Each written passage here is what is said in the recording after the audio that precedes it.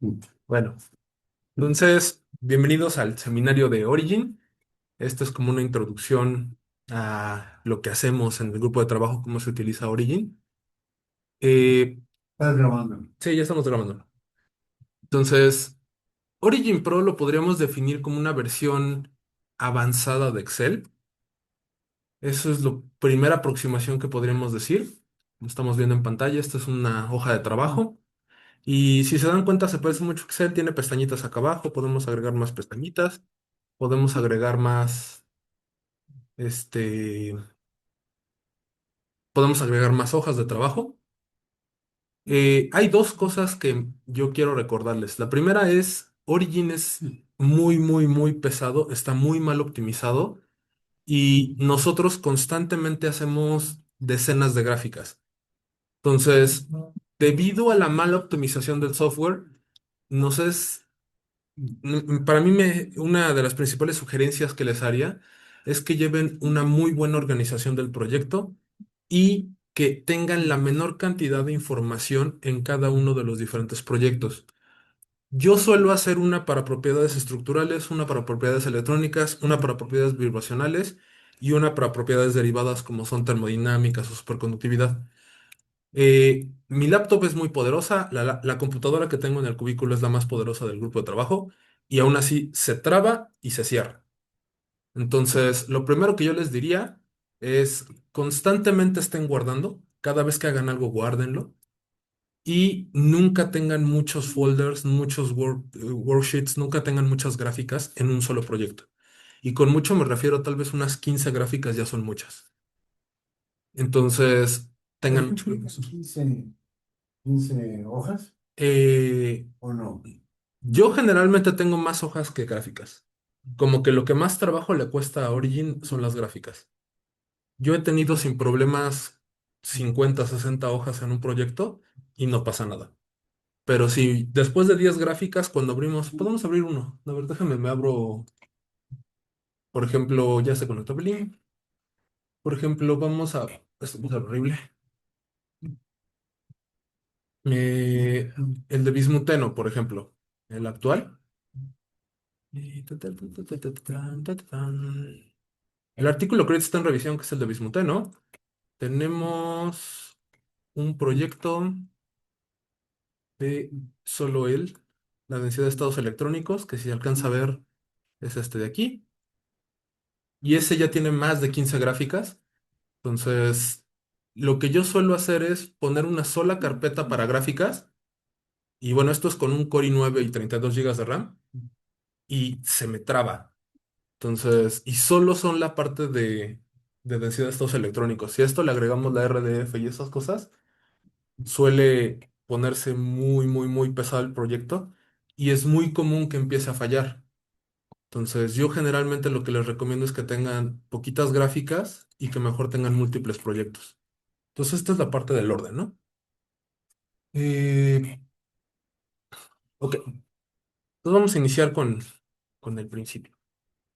Lo principal que ustedes van a tener en Origin son workbooks, libros de trabajo.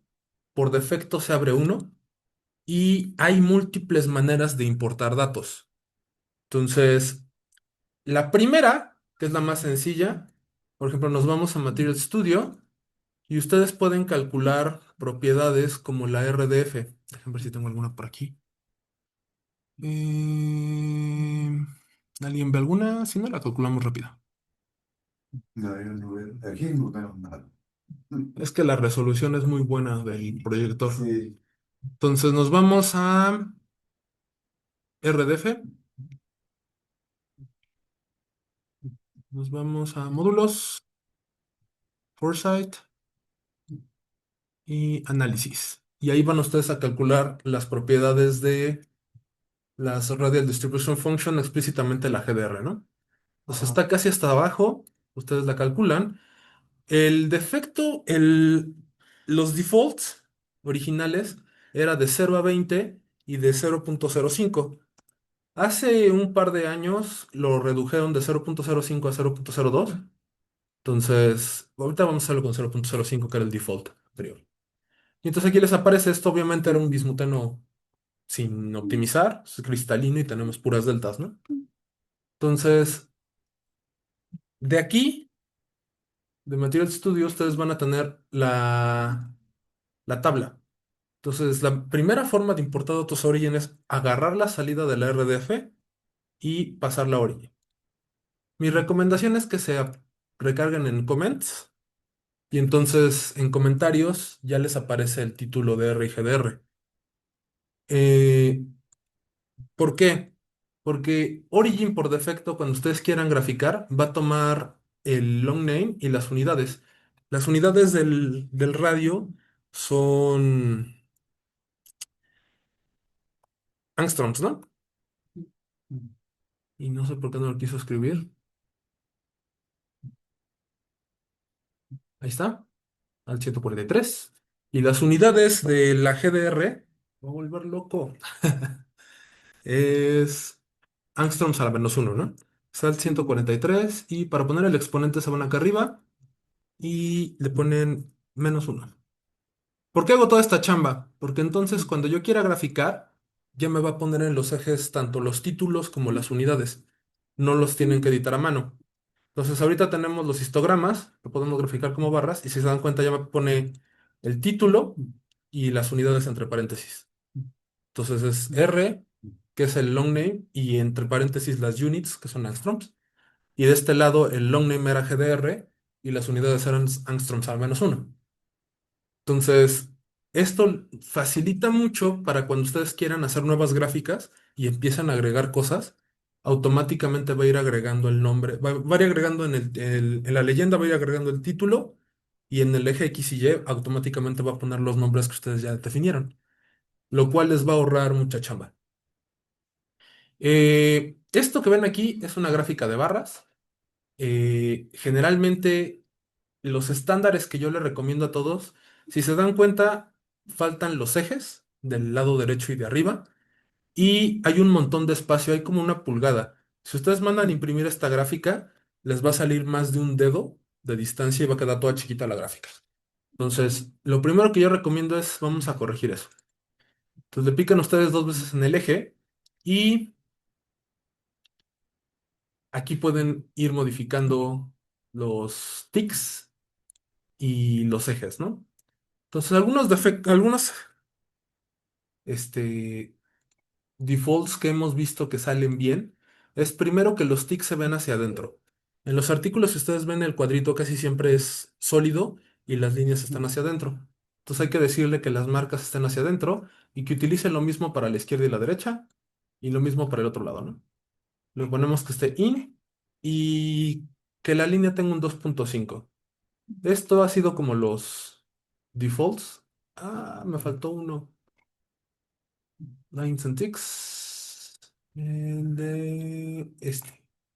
También el Bora. Ajá, en el in. Y me faltaron los minor ticks, ¿no? Solo cambié los minor ticks.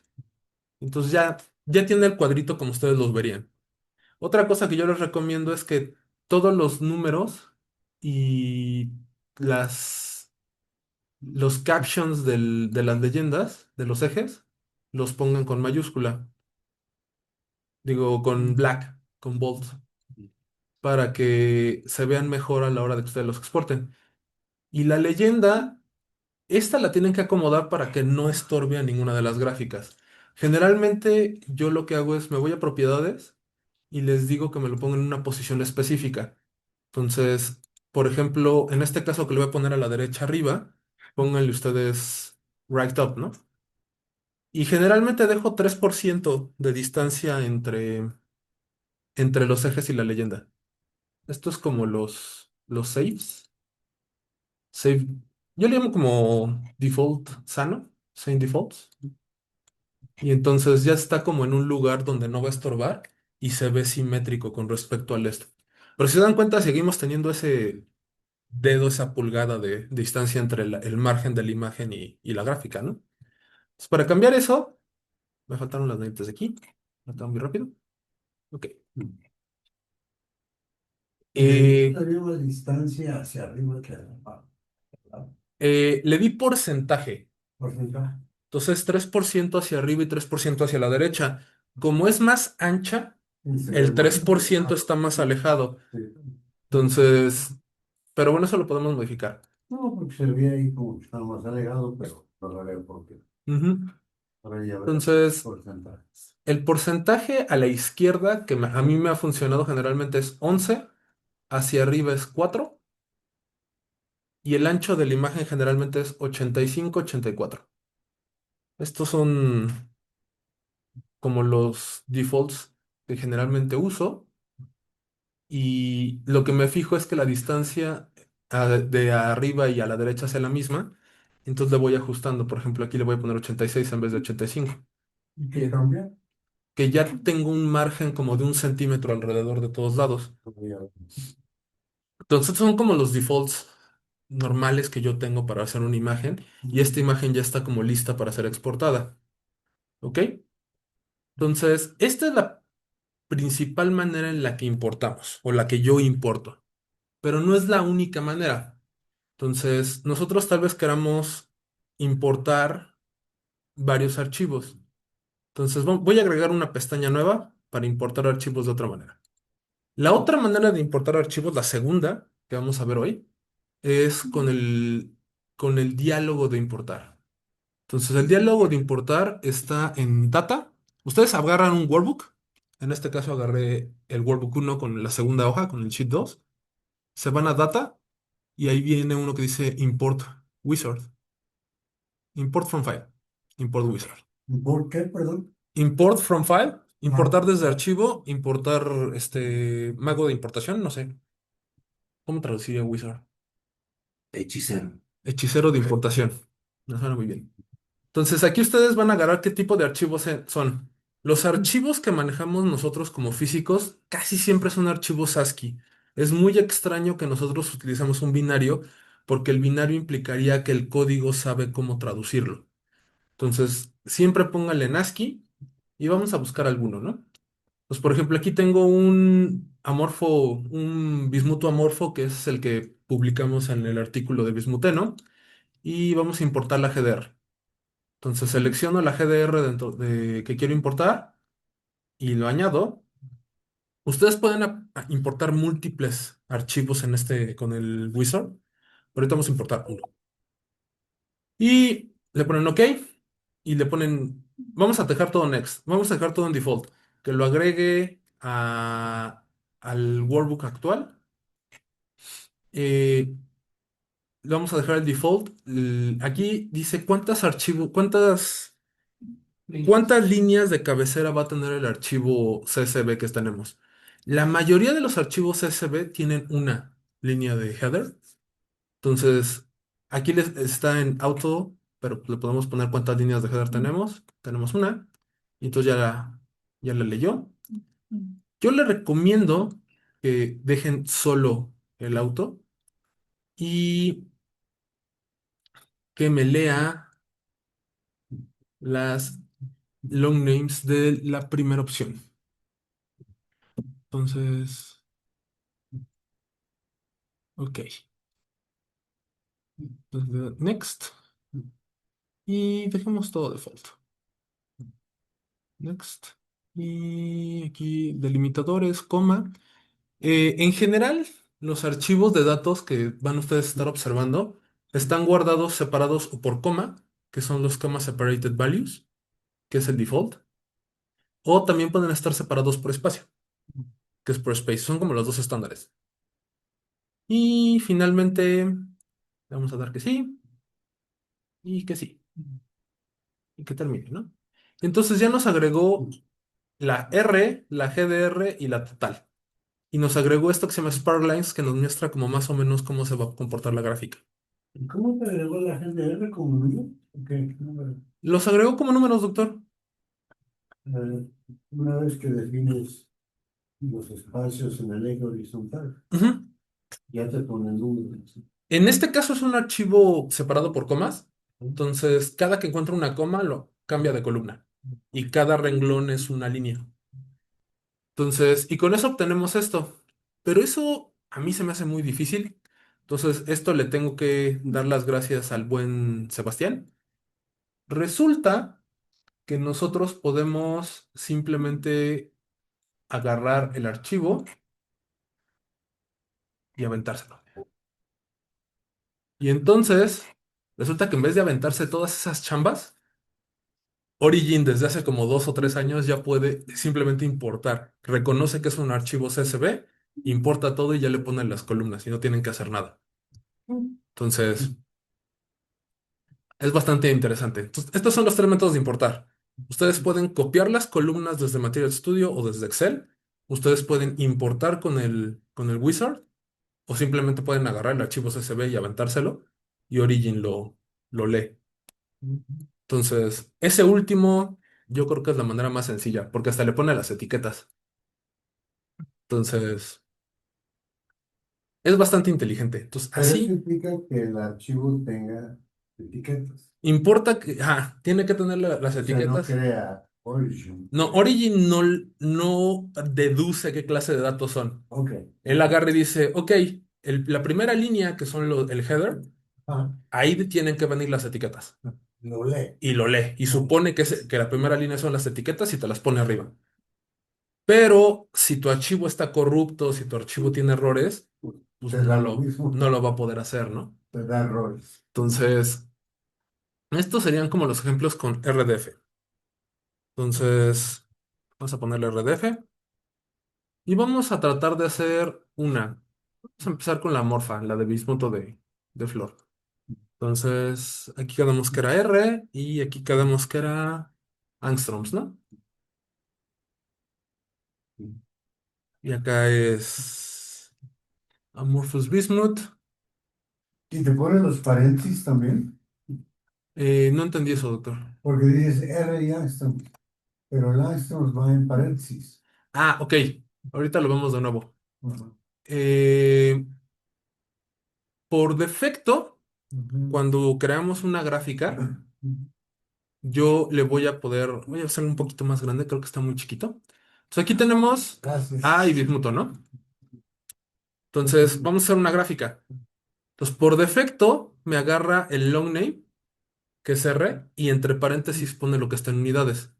Entonces, si nos regresamos a la... Ah, bueno, para regresarse, este es un truco No. que me enseñó Flor, y es go to, Go to hell. y ¿Sí? es go to workbook. Entonces, si ustedes no saben dónde está porque ya tienen 50 gráficas, cosa que le pasa a todos los alumnos, le pican a la línea que ustedes quieren y le ponen go to y les manda a la tabla donde está esa línea, ¿no? Esto es muy útil cuando ya tienen un montón de gráficas, porque si luego les preguntamos de, ¿y esa gráfica dónde está? Y nadie sabe, ¿no? Entonces, el nombre que te va a poner en los ejes es el long name y lo que te va a poner entre paréntesis son las unidades. Entonces, y ya lo hace de manera automática, ¿no? Yo no tuve que editar nada. De hecho, si le pican, si se dan cuenta, es un código de programación de Origin.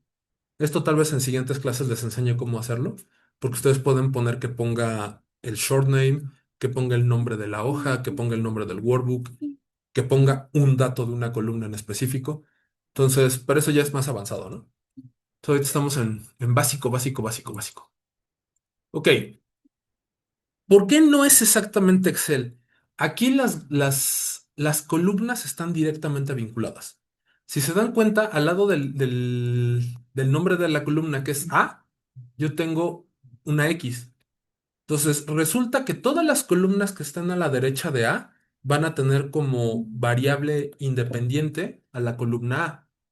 Pero tal vez después nos va a interesar tener otra variable, ¿no? No sé, vamos a poner aquí que sea Pepito. Entonces, y yo quiero que las siguientes columnas no dependan de esta X. Yo tengo que cambiarle el tipo de columna. Eh, Normalmente esto se hace como set as, y aquí ustedes eligen si va a ser X, Y o Z. O si son muy observadores, están acá arriba los botones, ¿no? Entonces yo le puedo poner X. Y entonces, todas las que estén a la derecha de la D van a ser variables dependientes de la columna D. Todas las Y2 van a depender de X2. todas las Y1 van a depender de X1. Y de esa manera yo puedo tener diferentes ejes X en una misma tabla. Esto puede ser muy útil cuando Puede trabajemos ser, con puede E2. ser horizontal de abajo y la de arriba. O la superpones en la horizontal de abajo. Aquí es donde va a graficar los datos en el eje X. El eje X, pero tiene dos variables. Sí, ¿Cómo las identificas? ok. Eh, igual y hacemos otro workbook para hacer exactamente... Bueno, mejor sí con identidad. A ver, pues, No, no. lo hacemos de una vez. Entonces, digo, no voy a tener tantos puntos, pero aquí podemos tener, no sé, uno, 2, 3, 4, y aquí valores de Y, ¿no? No sé, 3, 2, 1, 1, algo así. Y entonces yo voy a agregar otras dos columnas y esta va a ser mi nueva variable X. Y voy a ponerle, por ejemplo, 1.5, 2.5, 3.5, 4.5, ¿no? Y aquí le pondremos 1, 2, 3, 4. Y entonces yo le puedo pedir que me grafique estas dos. Y entonces están en el mismo eje X, pero el valor de X de cada una de las variables es diferente. Y están vinculadas la Y1 con la X1 y la Y2 con la X2. Y por eso se da dos colores. Y directamente me da dos colores. Digo, eso lo puedo cambiar, ¿no? Pero Origin está identificando que aunque son columnas que en la Y vale lo mismo y que en la X es la misma cantidad física, pues no están vinculadas. Cada una tiene valores de X y Y diferentes. Son dos series diferentes de Y datos. los números son los números para ambas. Ajá. Si estábamos en Ah, 1, 2, 3, 4 y iba bajando, y esta era 1.5, 2.5, 3.5, 3.4, 4.5 y iba subiendo, ¿no? Entonces sí los identifica como dos gráficas diferentes que voy a graficar en el mismo lugar. sí, y Ok. después le puedes cambiar también los números. Ujú. Supongo que también, pues. Por ejemplo, si yo quisiera que la D dependa de la AX1, ¿la debo de mover? O, Eh, la manera sencilla es moverla. Entonces, cuando ustedes muevan columnas, deben tener mucho cuidado porque al igual que en Excel vamos a empezar a meter cosas, fórmulas aquí abajo, ¿no? Entonces, por ejemplo, vamos a crear otra columna y acá abajo, no sé, queremos el cuadrado de la D, ¿no? Entonces,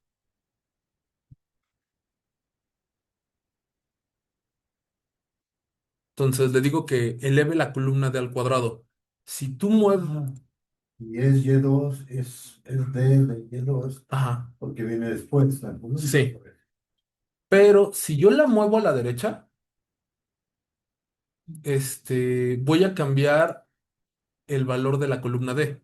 Ahora la columna D es la columna C.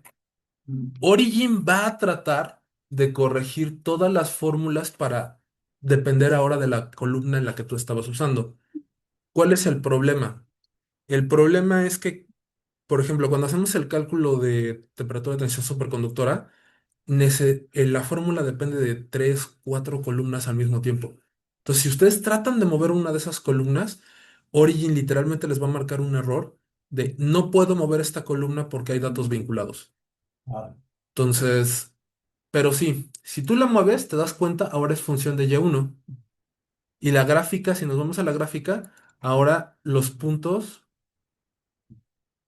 Ah, caray, ¿dónde estaba? siguen igual. Debió haberlos cambiado. Debió haber... Cuando ustedes cambian la tabla, se debería actualizar esto. No, no era de actualizarlo ahí en las pestañas. Sí, aquí está el plot setup, pero ese ya era como graficación avanzada y no lo quería ver ahorita.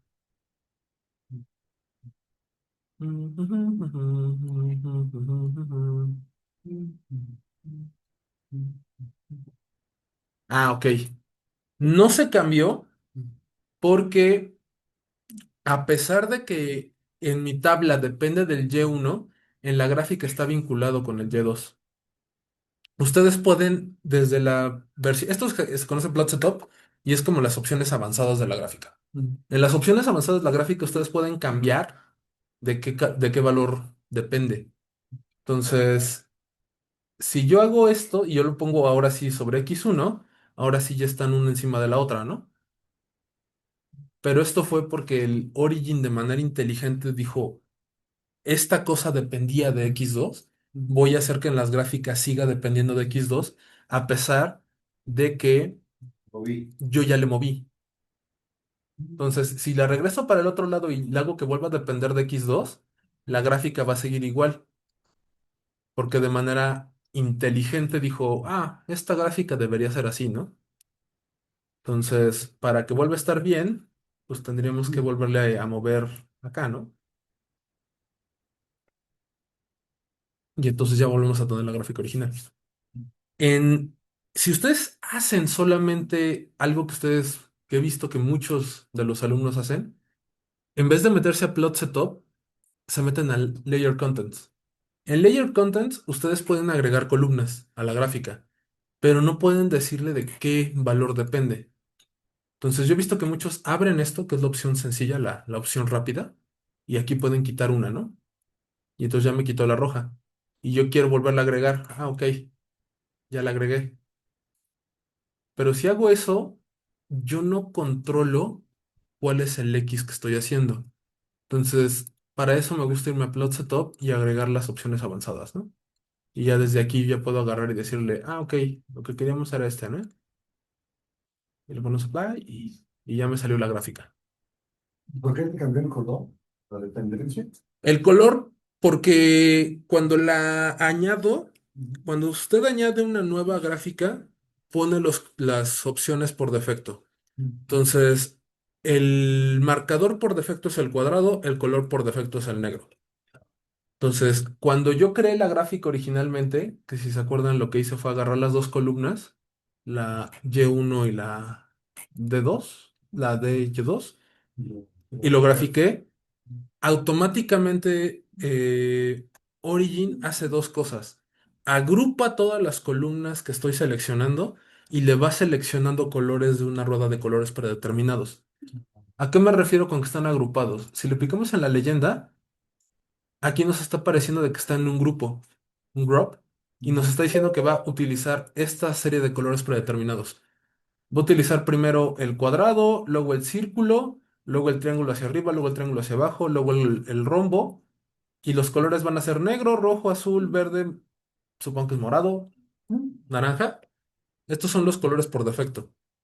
Y de hecho están agrupados. Ustedes no pueden modificar a menos de que ustedes le piquen aquí en Independent y entonces ya pueden cambiar el símbolo y el color de manera individual. Entonces, por eso es que puso símbolos diferentes y colores diferentes porque los grafica como grupo. Ok. Ok, entonces, estos son como graficaciones básicas, importación. Entonces nos regresamos a la GDR de Amorphous, ¿no? Y si Entonces, borras la X2, por ejemplo, ¿qué pasa con el Y2? ok. ¿Se puede poner? Sí, ¿puedo borrar nada más la X? Bueno, vamos a volverlas a agregar. Y este era, este era X, ¿no? Ya lo tenemos. X2, Y2. Si yo borro la columna X, que es con el botón derecho delete, tenemos la mala costumbre de ponerle suprimir. Suprimir no significa borrar en Origin. Entonces tengan mucho cuidado con eso. Lo que significa es clear contents. No va a borrar la columna, va a limpiar las celdas que están ustedes seleccionadas. Y limpiar es que les dejan a ustedes una línea bien horrible. Este, bueno, a mí nunca me ha gustado. Generalmente, si ustedes borran, voy a borrar esta que es información repetida. Si le pongo clear, ya no lo hace. Qué bonito. Antes lo que hacía era, te dejaba una línea que significaba null, vacío. Y a mí siempre me pareció espantoso. Entonces yo tenía mucho cuidado de borrar con delete, no con clear. Pero bueno, la pregunta era, tenemos X2. Entonces, si yo la borro, lo que va a pasar es que la Y2 ahora va a ser función de la Y. ¿Ok? Vamos a borrar estas dos, ¿no? Con delete. Con clear content, que es suprimir, no hace nada, ¿no? Entonces tienen que ser borrar. Ok, entonces estamos haciendo la RDF. La RDF, y ya tenemos la gráfica por acá. No, esa no es. Es esta, ¿no? Entonces, se ve bastante ruidosa, ¿no? Literalmente es la palabra que yo usaría.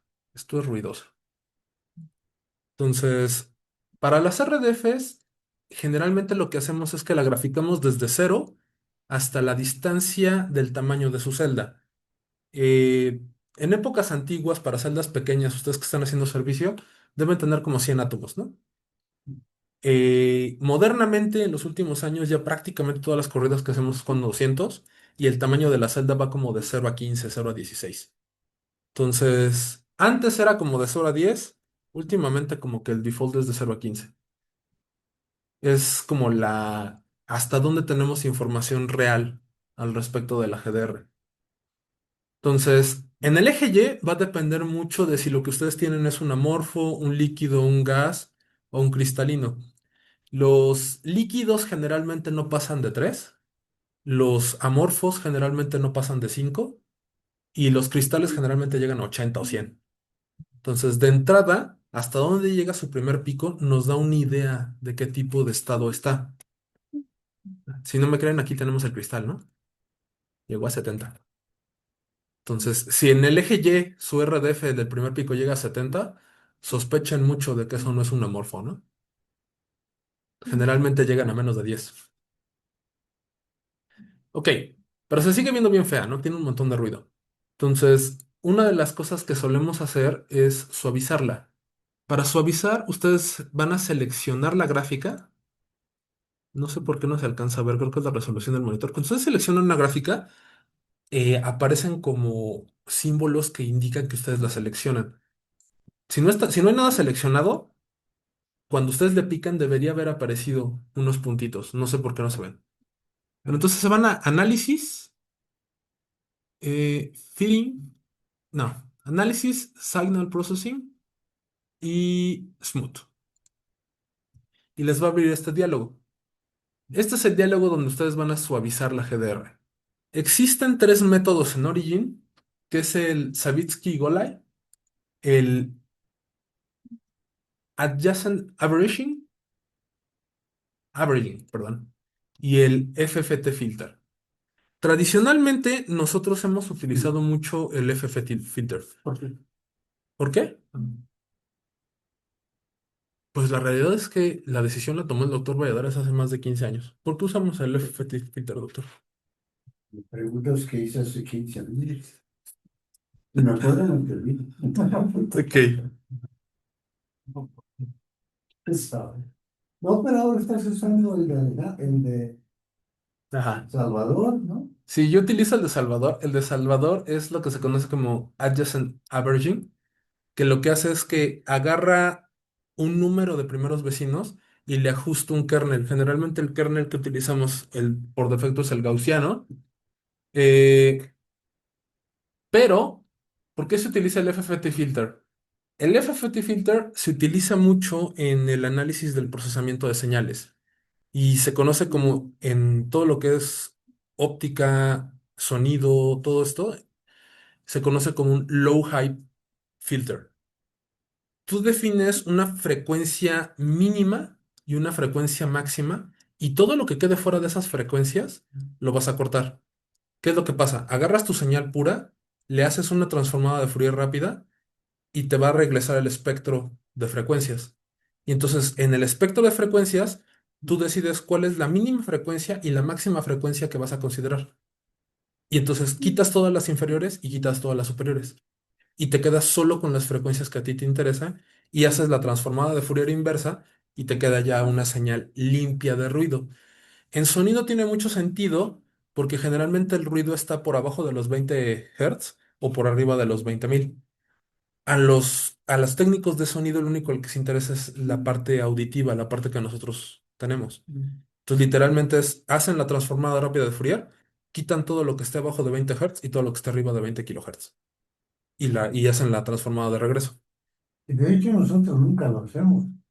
En el filtro, ¿no? Las dejamos todas, ¿no? No, en este caso quitamos las bajas. Las bajas, Las, las que van por abajo. no, perdón, las de baja longitud de onda, las de alta frecuencia. Entonces, aquí viene A el ver, espera. Las de baja longitud de onda de... alta ¿Y qué frecuencia. pasa con las de alta longitud de onda, que serían las que nos interesan para el byte, ¿no? Las de alta longitud de onda y baja frecuencia. Ujú. ¿Cómo puedo recuperar eso? Porque nos Mm, interesa para el byte, esa parte, ¿no? con el smooth que tenemos aquí, no lo puedo hacer, porque este smooth solo quita las de baja longitud de onda. Aquí con este filtro no lo podría hacer. Eh, con el filtro de Salvador tampoco, porque, Qué interesante. porque lo que hace el filtro de Salvador es que le ajusta gaussianas a un número de vecinos de la función de onda y luego hace una convolución de gaussianas de todas las gaussianitas que hizo. Y entonces tampoco analizamos como tal frecuencias, porque el ancho de las gaussianas en el filtro de adjacent averaging, Ah, pues el número de vecinos es el mismo y el ancho de la gaussiana depende del número de vecinos. Entonces, no, como tal, estoy suavizando, pero no estoy haciendo análisis de frecuencia. Entonces, si quiere usted analizar las altas frecuencias, tal vez nos convenga no, las implementar, bajas. perdón, las bajas frecuencias, nos convenga implementar FFT de manera manual, en correlation lo quiere para fonones, ¿no? Sí, sí, sí, lo veo, ¿no? Lo, Para ver cómo va de byte. lo tendríamos que implementar. Tendríamos que implementar el filtro de FFT para que nos muestre las frecuencias e No incluso, hay una posibilidad para pensar después, ¿no? sí, No. ahorita, Estamos hablando de cosas diferentes, pero ¿Eh? yo pienso que estamos hablando como de cosas diferentes, en cuestión de bajas frecuencias a esto que se refiere con bajas y altas frecuencias de esta señal. Sí, pero si lo El puede filtro. implementar, ujú, no sé, no sé si lo pueden implementar, pero lo pueden implementar, a lo mejor que vienen, qué cosa.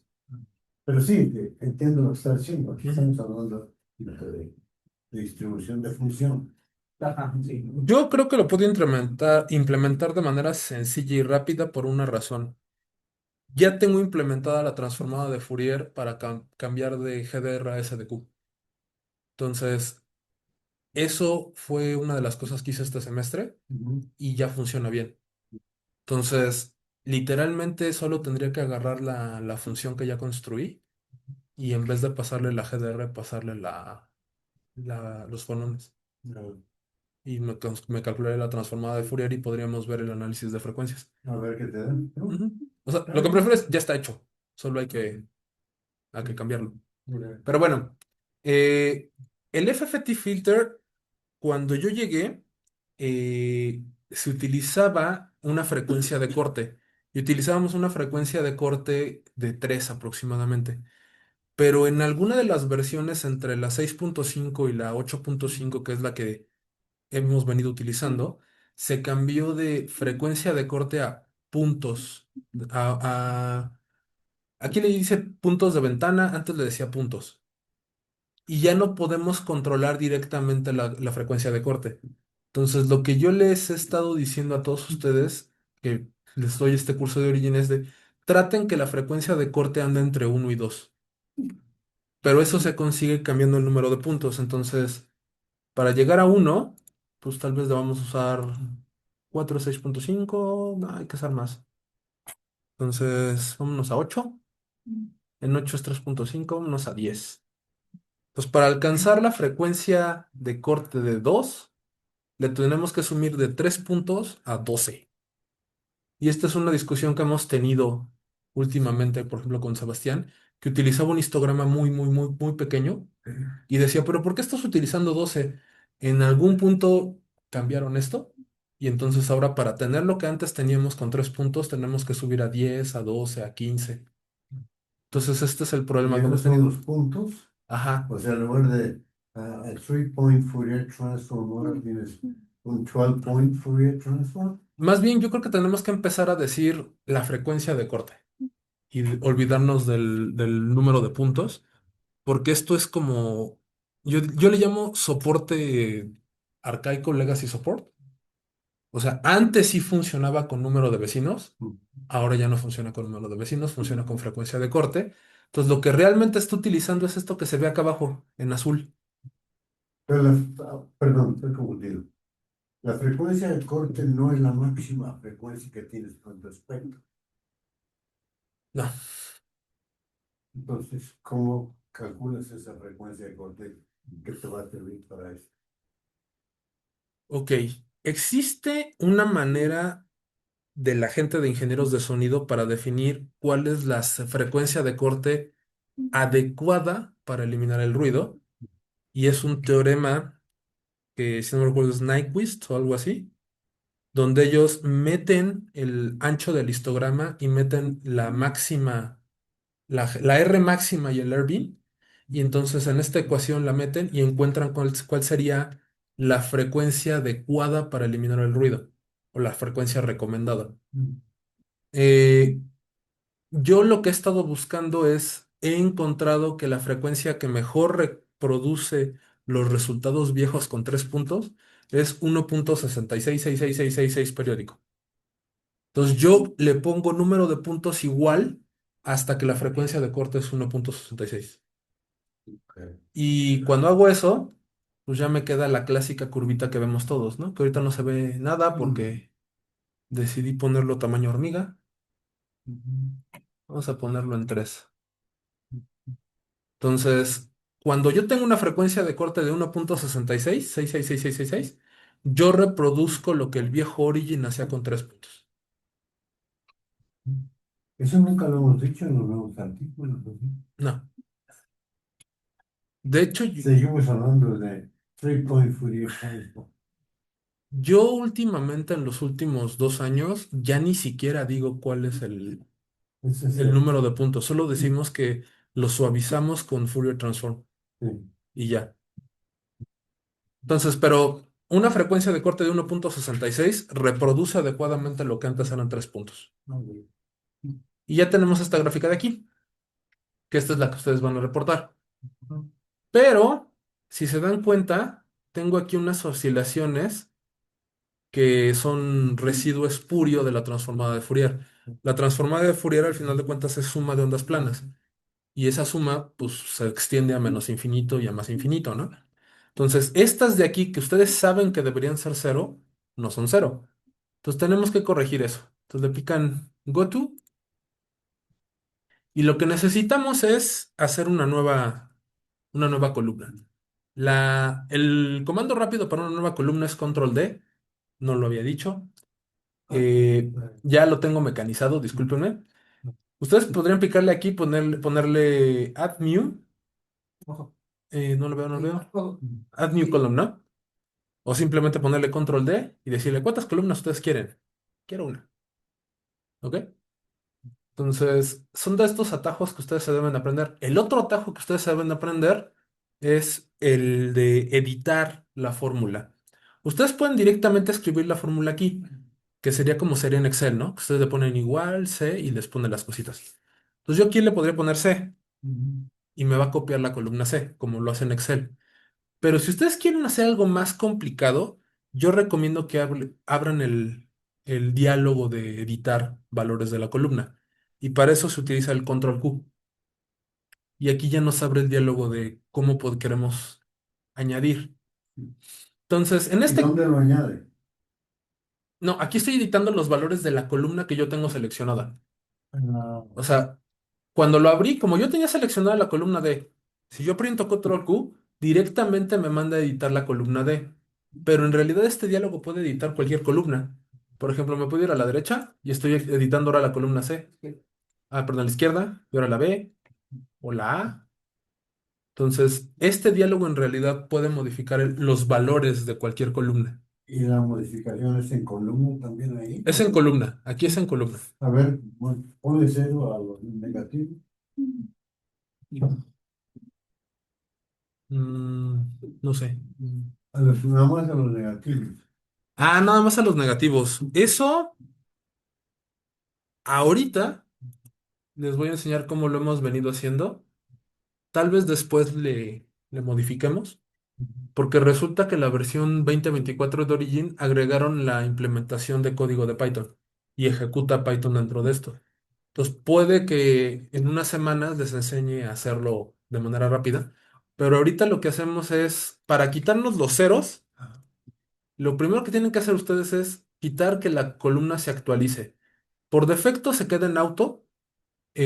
Para poder editarla, ustedes tienen que ponerle que no recalcule nada, ¿no?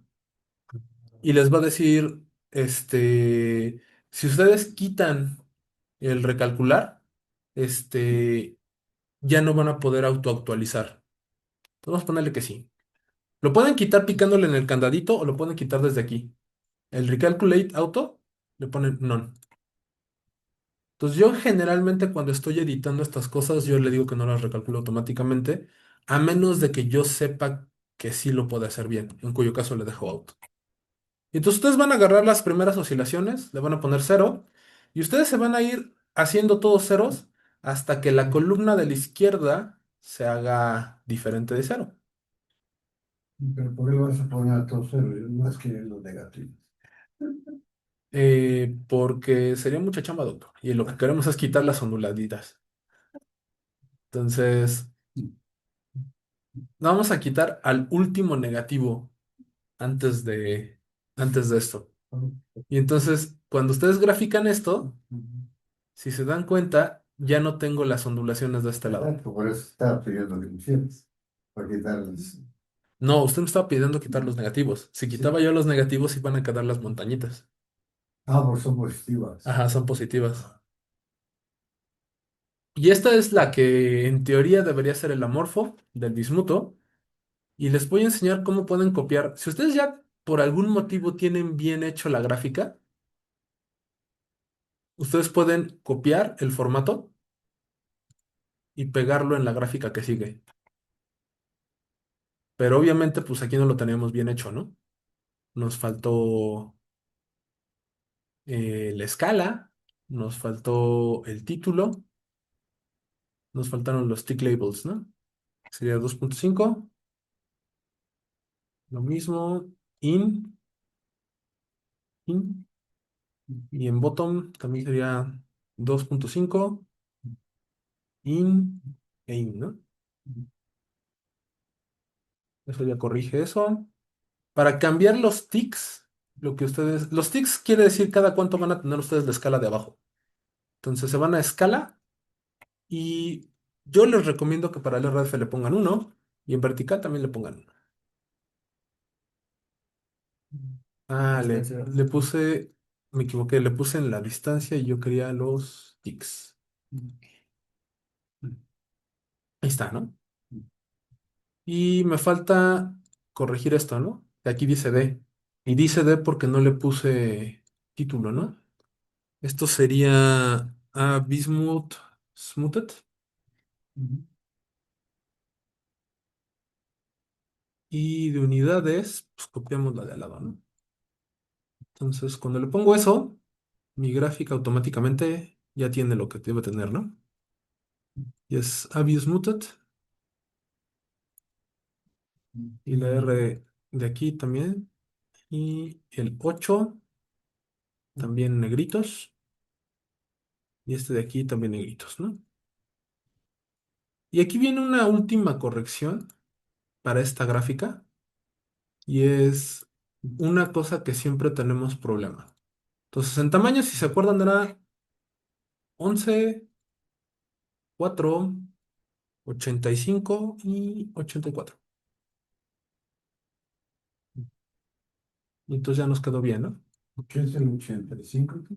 El ancho, el ancho de la gráfica. Si ustedes por algún motivo hicieron cambios que no querían a la leyenda, mi recomendación es que siempre le pongan que actualice la leyenda. Entonces se van a leyenda y le ponen reconstruir leyenda y lo regresa a un estado sano, no extraño, porque muchas veces les pasa que ya la cambiaron tanto que ya se deformó, ya tiene un montón de números que no entiende. Díganle que la reconstruye y la reconstruya con las gráficas que actualmente están visibles, ¿no? Entonces, como les decía, cuando ustedes tienen un amorfo, en general, va a estar como entre 3 y 5. Entonces, En 3 y 5 la altura. la altura del primer pico, del máximo, va a estar como entre 3 y 5. ¿Ok? Entonces ahí ya se ve bien, ¿no? Y lo último que habría que corregir a la gráfica del RDF es que la Ah, gráfica... perdón, siga. Cuando tú dices entre 3 y 5 quiere decir que si está por abajo de 3 el máximo que te pones 3.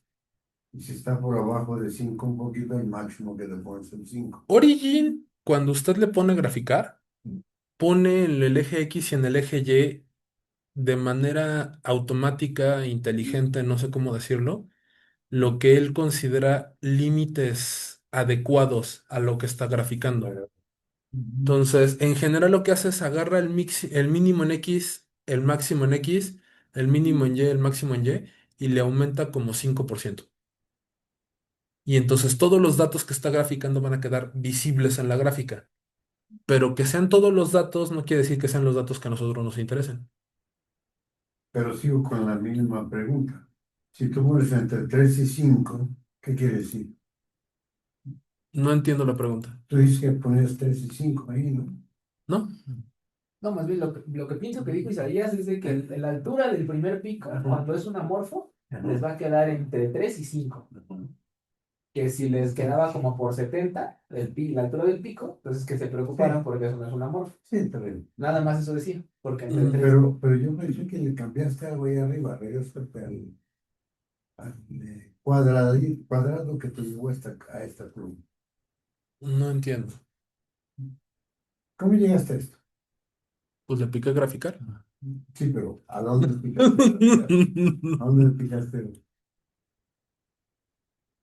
A No, es que lo ver. tenías entre 0 y 8, creo, ¿no? Ajá. O sea, a eso se refiere. O sea, que el eje vertical está entre 0 y 8, creo.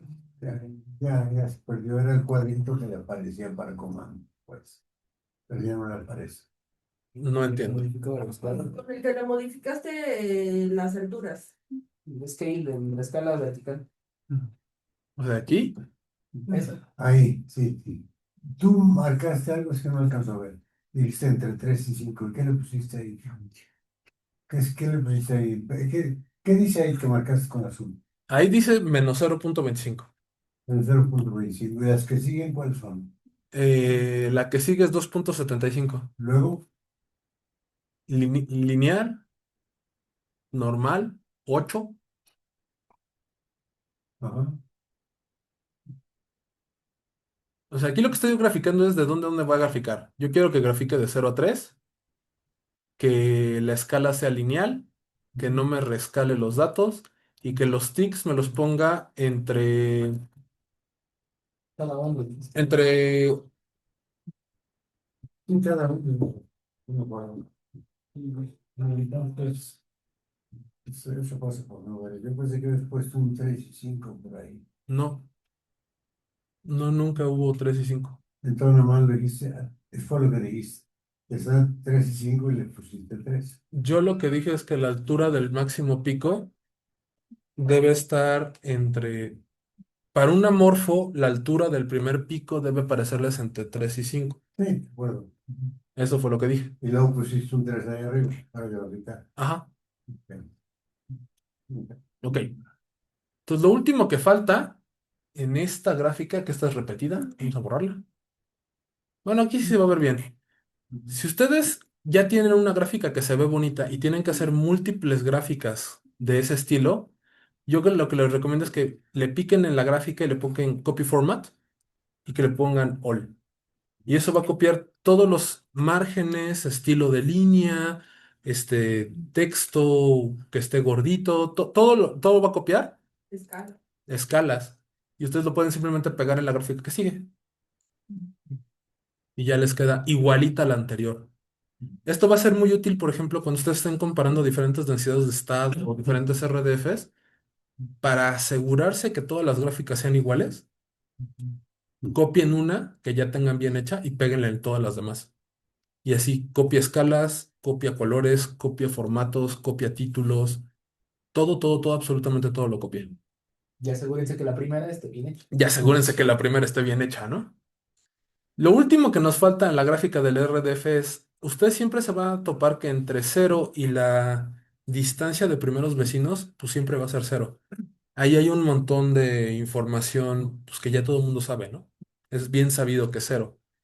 Aquí no se nota tanto porque ya estamos llegando hasta 15, pero cuando ustedes hagan cosas experimentales, se van a dar cuenta que los experimentales generalmente reportan hasta 7 u 8.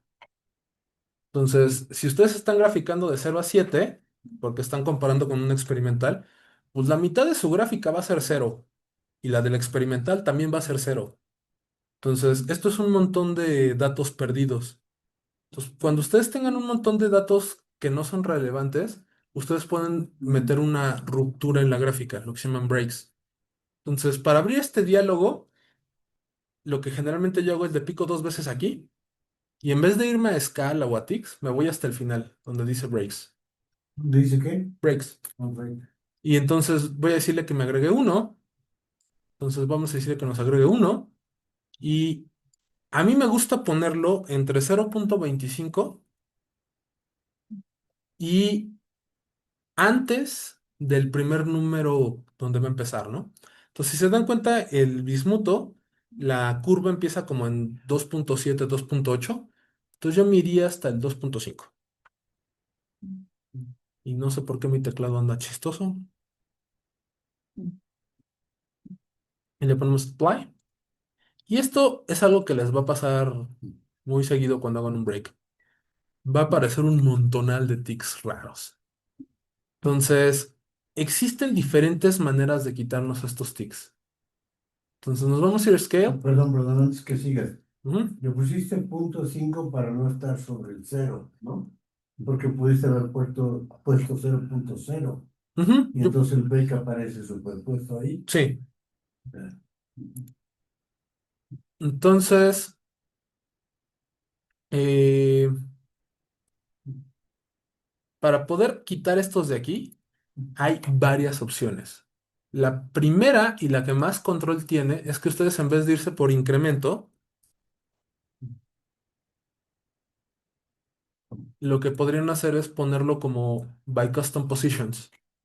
Entonces, cuando ustedes ponen by custom positions, ustedes tienen control total de dónde van a salir los ticks. O sea, podríamos ponerlo en 5.5, ¿no? Y si lo pongo en 5.5, pues solo va a aparecer el tick de 5.5. O, no sé, 6.718. ¿Por qué?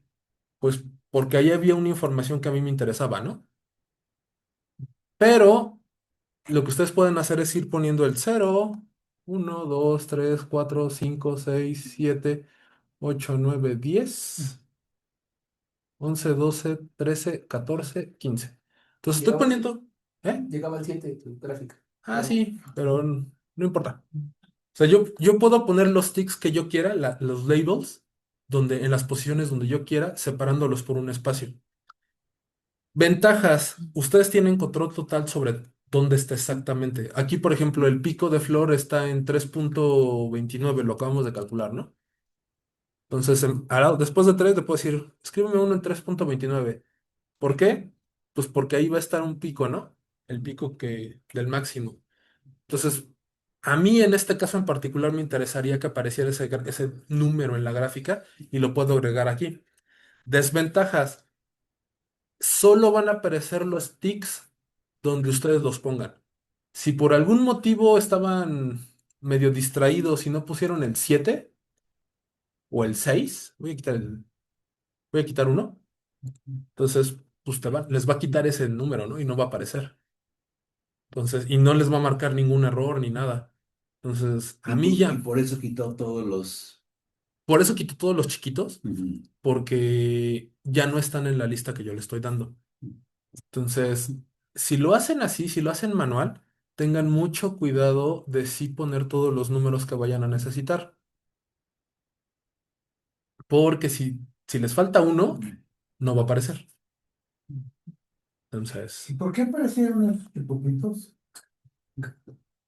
¿Hay alguna razón del...? cuando metemos un break, Mm. ok, cuando metemos un break, entre las opciones avanzadas, ustedes se van aquí y le ponen details y les dice más de dónde a dónde ver el break y cuáles van a ser los ticks después del break. Entonces ustedes pueden ponerle que no sean los mismos de antes. No me está dando la opción ahorita. ¿Cómo le dices? Exacto. Ajá, aquí está. Entonces aquí le podríamos poner que el incremento sea 1 y entonces, o 0.5, y entonces ya no me pone esos ticks que me estaba poniendo al inicio, ¿no? Pero si ustedes lo dejan en las opciones por default, el auto va a tratar de agregar una cantidad como de 7 a 10 ticks, pero como le estamos dejando de 0 a 0.25 y mete 10 ticks ahí, pues me aparecen un montonal de rayitas ahí. Entonces los ticks aparecen porque Origin por defecto trata de dejar una cantidad adecuada de ticks en esa sección y generalmente son como entre 5 y 10. Pero pues si de 0 a 0.25 le meto 10 ticks, pues voy a tener puras líneas encimadas, ¿no? Entonces la opción para hacerlo bien es que se vayan a opción avanzadas, que le quiten el autoescala y que aquí pongan el incremento que ustedes quieren. Y entonces automáticamente ya va a borrar los ticks espurios de este lado y ya van a poder ustedes cambiar los ticks del lado derecho. O sea, los borra porque mete nuevos tics. Cuando No creamos un estás break, borrando. Sí. cuando creamos un break con las opciones por defecto, que fue lo que hice, Ajá. crea tics del lado derecho, tics del lado izquierdo. Pero en este caso, como tenemos solo de 0 a 0.25, todos los tics van a ser líneas encimadas. Entonces lo que tengo que decirles como, pues, tranquilo, no los pongas ahí, ponlos de 0.5 después del break. Y con eso ya nos queda una figura bonita, ¿no? Aquí ya perdemos toda la información que estaba de 0 a 3, que era la mitad de la gráfica, y ya nos queda una función bonita donde podríamos insertar la información experimental. Ahorita no preparé nada de eso. No sé, ¿hasta aquí hay alguna duda, pregunta? No, porque ya son las 4. No sé si Dale. les parezca que lo detengamos aquí y después continuemos con densidad de estados electrónicos y vibracionales. ¿Hay dudas, preguntas? ¿Cómo graficar? ¿Cómo importar datos? Este es pirata, ¿verdad? No sé, no sé, doctor. No pagaste $10,000. No creo que cueste $10,000. Yo, pues, No sé.